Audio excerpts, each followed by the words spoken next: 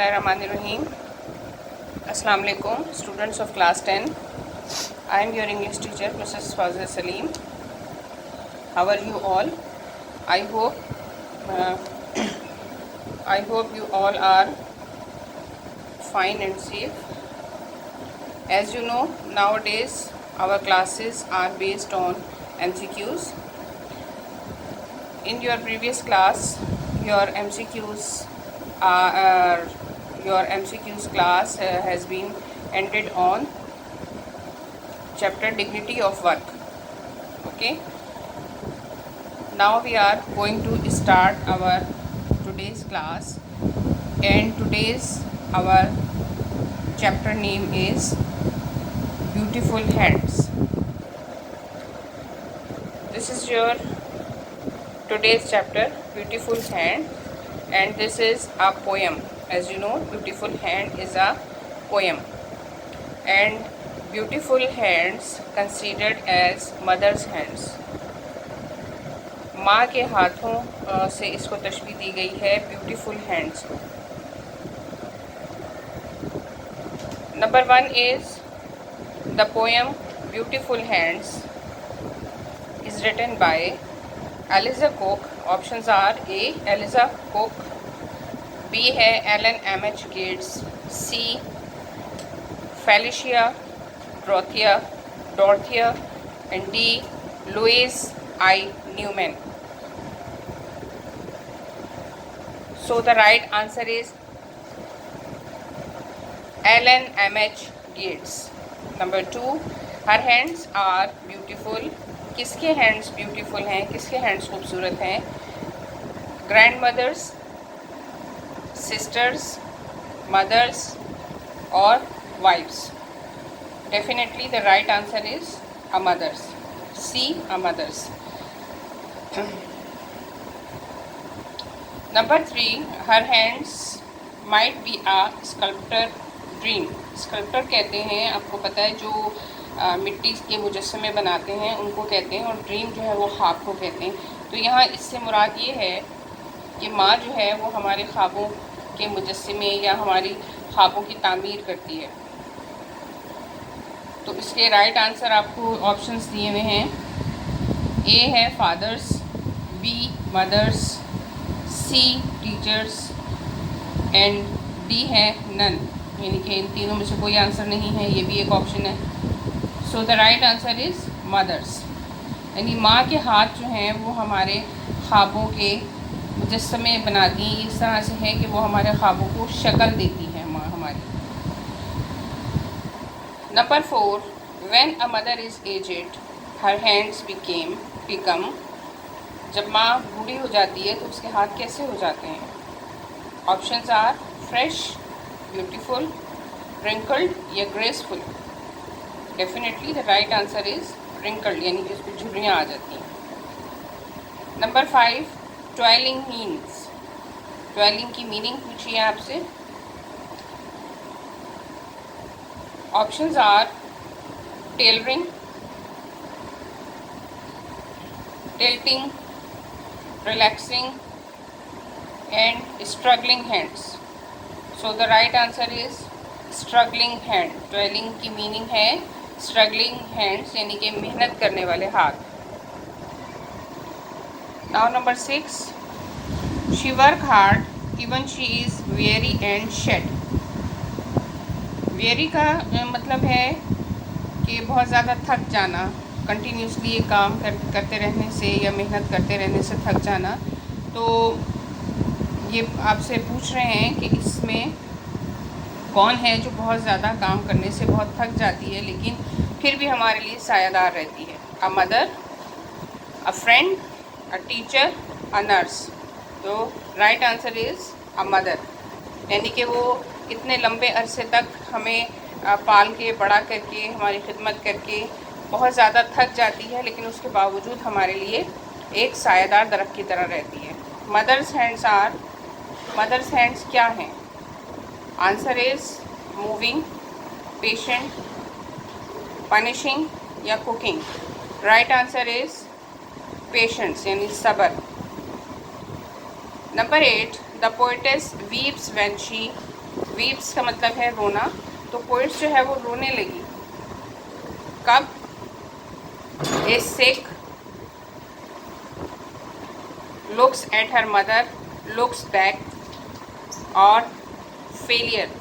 तो right answer है looks back, यानी कि जब वो पीछे उसने देखा, अपने माजी में देखा, तो वो रोने लगी। Number 9, these hands are growing feebles. Options: mother's hands, the poet's hands, a teacher's hand, grandmother's hands. Right answer is mother's hands. अच्छा, now number 10, they leave their marks on a mother's hands. Options are relationship, time and pain, children and hard work. यानी कि किस चीज़ के निशान जो हैं, हमें किस चीज़ की अलामात जो हैं वो हमें माँ के हाथों पे नज़र आती हैं। तो राइट आंसर है टाइम एंड पेन, यानी वक्त गुजरना और उसके जो पेन, उसकी जो तकलीफ़ होती है वो हमें माँ के हाथों पे नज़र आती है, जिन तकलीफ़ों से वो गुज़रती हैं। Now number 11, shadowing hand means. Options are land of sorrows, countryside, mountainous area, the earth. The right answer is the earth. All is bright and fair. Options are beyond the shadowing land, in the cities, in big towns, in villages.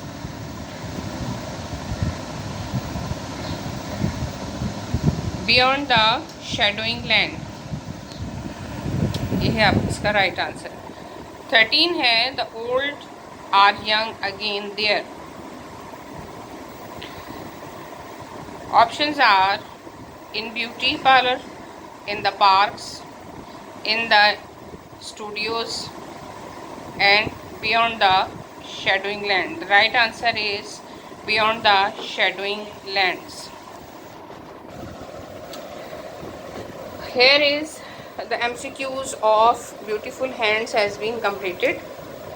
Okay, now we are going to the next chapter, and your next chapter is a village fair. Village fair means, village definitely आप जानते हैं कि कहते हैं गाँव को, और fair कहते हैं मेला। अब ये हमारा का एक ट्रेडिशन है, ये हमारा कल्चर है कि जो इंटीरियर्स होते हैं, हमारे प्रोविंसेस के जो इंटीरियर्स होते हैं वहाँ पे एनुअल फेयर्स होते हैं, यानी कि साल में एक मरतबा जो है इस तरह के फेयर्स, यानी मेला, उर्दू में इसको कहते हैं मेला लगता है, जिसमें मुख्तलिफ़ किस्म की चीज़ें होती हैं, यानी कि उसमें झूले वगैरह, तफरी का सामान भी होता है, मुख्तलिफ़ चीज़ों की ख़रीदारी भी होती है। वहाँ पे बहुत से लोग मुख्तलिफ़ किस्म की चीज़ें बेच रहे होते हैं, उसमें ज़्यादातर हैंडमेड होती हैं, हाथ से बनी हुई चीज़ें होती हैं, और इसके अलावा खाने पीने की चीज़ें भी होती हैं। बहुत सारी इंजॉयमेंट जो है वो इन मेलों में होती है, जो वहाँ के इंटीरियर्स के लोग जो हैं वो इसको एंजॉय करते हैं। और ऐसा इसलिए होता है कि डेफ़िनेटली हम जो इसमें शहरों में रहने वाले लोग हैं, हमारे लिए बहुत सी यहाँ पे वैराइटीज़ होती हैं एंटरटेनमेंट के लिए, बट विलेजेस जो हैं वहाँ पे there is not so many sources of enjoyment. That's why वहाँ पे ये मेला जो है वो लगाया जाता है, ताकि वहाँ के जो रहने विलेज के लोगों को अपनी तफरीह हासिल करने के लिए ये सालाना मेला वहाँ पे लगाना होता है, जिसके ज़रिए से उन्हें एक एंजॉयमेंट का मौका जो है वो मैसर आता है। नंबर 1 है the village was decorated with. Options are lighting, bunting and colourful flags. C है balloons and flowers. The right answer is bunting and colourful flags से जो है विलेज को डेकोरेट किया जाता है, उसे सजाया जाता है। नंबर 2 है द स्ट्रीट्स वर। स्ट्रीट्स कैसी होती हैं? डेजर्टेड, क्राउडेड, अंडर वाटर या dirty. The right answer is crowded, यानी गलियों में भी रश हो जाता है। नंबर 3 है when Bilal reach the village it was time of. जब बिलाल अपने गांव पहुंचा तो ये किस चीज़ का टाइम था वहाँ पे? Monsoon, rainy season, annual village fair या spring. So the right answer is annual village fair, यानी वहाँ पे सालाना जो गांव का मेला लगता है उसका टाइम था। The juggler juggled with. Juggle उस गेम को कहते हैं जो एक वक्त में बहुत सारी बॉल्स को उछाला जाता है। 2 बॉल्स दोनों हाथों में होती हैं और बाकी जो है वो हवा में होती हैं, जिन्हें एक को छोड़ के दूसरी को कैच किया जाता है। जगलर इस गेम के प्लेयर को कहते हैं। तो जगलर कितनी बॉल्स के साथ जगल्ड कर रहा था, ये आपसे पूछा है। 2 बॉल्स, 1 बॉल, 7 बॉल्स और 10 balls. So the right answer is 7 balls, यानी एक वक्त में वो 7 बॉल्स को घुमा रहा था। नंबर 5 है द डेंजरस परफॉर्मेंस वॉज। सबसे ख़तरनाक परफॉर्मेंस क्या थी? Walking on a tight rope, well driving, dancing या बीटिंग ड्रम्स। तो ख़तरनाक तरीन जो परफॉर्मेंस थी वो थी, राइट आंसर है वॉकिंग ऑन अ टाइट रोप, यानी टाइट करके एक रस्सी बांधी जाती है और उसके ऊपर चला जाता है। ये भी एक खेल है। इन the village fair a fight was going on between. Village fair में कौन सी लड़ाई जो है वो हो रही थी, किसके दरमियान हो रही थी लड़ाई? Options are 2 lions, a bear and 3 dogs, a lion and bear, 2 oaks। Right answer है a bear and 3 dogs, यानी कि बेयर और डॉग्स के दरमियान लड़ाई हो रही थी। In the dog race the dogs chased a. Dogs की जो रेस थी उसमें डॉग्स किसका पीछा कर रहे थे? Cat, rabbit, tortoise and bear. Right answer है rabbit. Girls were buying rings and. लड़कियां क्या ख़रीद रही थी? अंगूठियां और jewellery, cosmetics, bangles. Girls were buying rings and options are jewellery, cosmetics, bangles and perfumes. The right answer is bangles, यानी कि चूड़ियाँ, अंगूठियाँ और चूड़ियाँ जो है वो ख़रीद रही थी। नंबर 9 है the monkey was imitating an angry. Imitating कहते हैं पैरोडी करने को, नकल उतारने को किसी की, और मंकी आपको पता है वो हैबिचुअल होता है नकल उतारने के लिए। आंसर्स हैं शॉपकीपर, बायर, टीचर, हस्बैंड। तो वो हस्बैंड की नकल जो है वो उतार रहा था। राइट आंसर है डी, हस्बैंड। नंबर 10 है वुमेन वर इंटरेस्टेड इन। ख़वातीन किस चीज़ में इंटरेस्टेड थी? ए है फार्मिंग टूल्स, और बी है luxury items, house holding things और groceries. Right answer is house holding things. Number 11 है the acrobat walked on to the end of a tight. Acrobat कहते हैं वो जो रस्सी के ऊपर चलने वाला गेम आपको बताया मैंने, तो उसका जो प्लेयर होता है उसको एक्रोबैट कहते हैं। राइट आंसर है, ऑप्शंस हैं इसके thread, cloth, rope and chord. तो वो रोप के ऊपर चलता है, रस्सी के ऊपर चलता है। इन tent pegging, the rider had to pull out the wooden pegs fixed in the ground with their options हैं sticks, sword, lance and hockey। तो राइट आंसर है lances। 13 है most of the shops in the village fair were. ज़्यादातर जो दुकानें इस मेले में होती हैं वो किस चीज़ की होती हैं? परमानेंट, टेम्परेरी, स्पेशल और सीजनल। राइट आंसर है टेम्परेरी, यानी आर्जी तौर पे होती हैं, ज़ाहिर है वो 1, 2 या 3 दिन के लिए होती हैं, उसके बाद उन्हें हटा दिया जाता है। So this chapter village fair has been completed here. Now we are going on next chapter, and your next chapter is the hand that rocks the cradle is the hand that rules the world. ये आपकी poem है, ठीक है, another poem है, और इसके MCQs जो है वो स्टार्ट हो रहे हैं आपके। और ज़्यादातर आपको पता है कि पहले पोएम के जो भी पोएम से रिलेटेड कोई चीज़ आपसे पूछी जाती है तो उसमें सबसे पहले उसके राइटर का नाम पूछा जाता है। The poem the hands that rocks the cradle is the hand that rules the world is written by William Roos Wallace,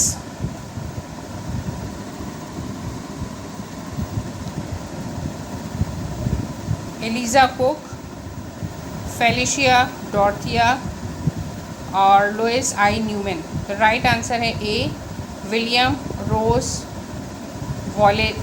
Wallace, I think he pronounce है इसका। नंबर 2 है the poet praise for blessing on the hand of.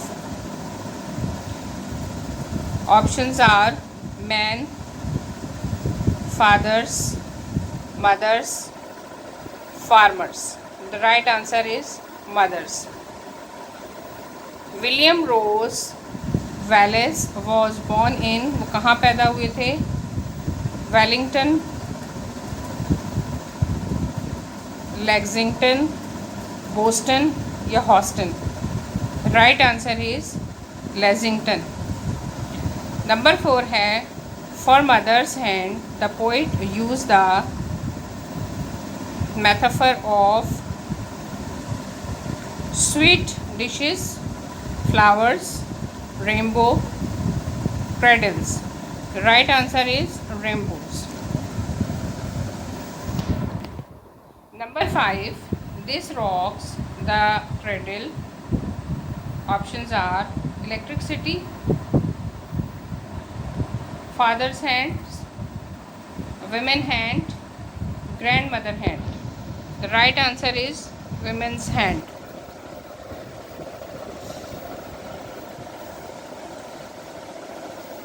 This hand rules the world. Options are hand of the rulers, hand of the king, powerful hand, hand of mother. The right answer is hand of mother. यानी कि वो माँ के हाथों को ये कह रहे हैं कि वो पूरी दुनिया पे हुकूमत कर सकती हैं, माँ के हाथों में इतनी ताकत है। नंबर 7 है Who guides first the streamlet's? Options are mother's hand, father's hand, teacher's hand or grandfather's hands. Right answer is mother's hands. Number 8, souls unresting grow from. Options are soil, mother's hand, school and graves. The right answer is mother's hand. Number 9, good and bad souls grow from. Options are heaven, garden, mother's hand, house. Again, the right answer is mother's hands. Number 10, the mission that is of divines is the mission of. Options are rulers, teachers, philosopher, mothers. Again, the right answer is mothers.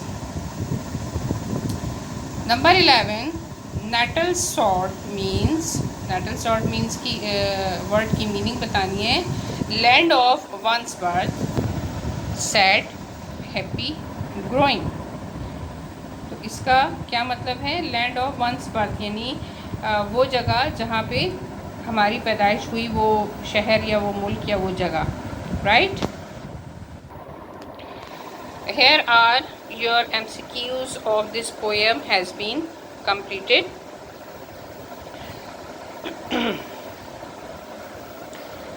अब आपको इन MCQs को बहुत अच्छी तरह से पढ़ना है, इनको समझ के याद करना है, ठीक है। और इनका बेस्ट वे जो मैंने आपको पहले भी बताया, मैं दोबारा बता रही हूँ कि थॉरोली और केयरफुली इन चैप्टर्स को आप पढ़ें तो आप बहुत आराम से, बहुत आसानी से इन MCQs को कर सकते हैं, ठीक है।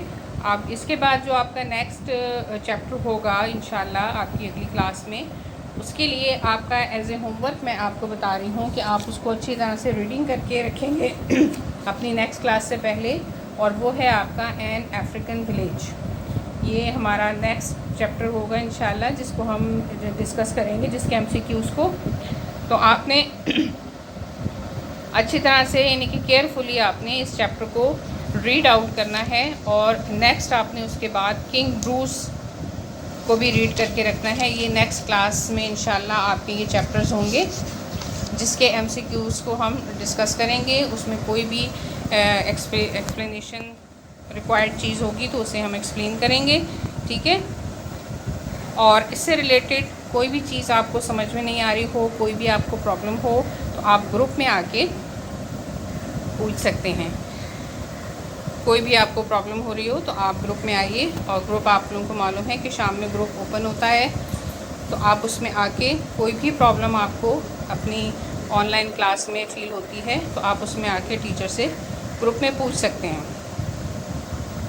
इस वीडियो को अच्छी तरह से देखिएगा और उसके बाद इनको अच्छी तरह से याद करने की कोशिश कीजिएगा, क्योंकि आपके पेपर्स जो हैं वो ज़्यादातर हिस्सा आपको अच्छी तरह से मालूम है कि MCQs बेस्ड होगा। आज आपके 3 चैप्टर कवर हुए हैं, 3 चैप्टर के MCQs कवर हुए हैं, और मैं उम्मीद करती हूँ कि आप इनको अच्छी तरह से इन क्लासेस को देखेंगे और इनसे फ़ायदा उठाने की कोशिश करेंगे। और नेक्स्ट क्लास के लिए आपने ज़रूर उन चैप्टर्स को पढ़कर आना है जो मैंने आपको बताए। किंग ब्रूस और विलेज, एन अफ्रीकन विलेज है आपका आगे, द किंग ब्रूस है, और उसके बाद आपका है द इनहेरिटर्स, ठीक है। आई थिंक कि ये 3 चैप्टर आपके नेक्स्ट क्लास में इंशाल्लाह कवर होंगे, जिनको आप अगर अच्छी तरह से रीडिंग करके आएंगे तो बहुत अच्छी तरह से उसको आप समझ सकते हैं, उसको पढ़ने में आसानी होगी आपके लिए, ठीक है। अब तक के लिए इतना ही। इंशाल्लाह we will meet in our next class.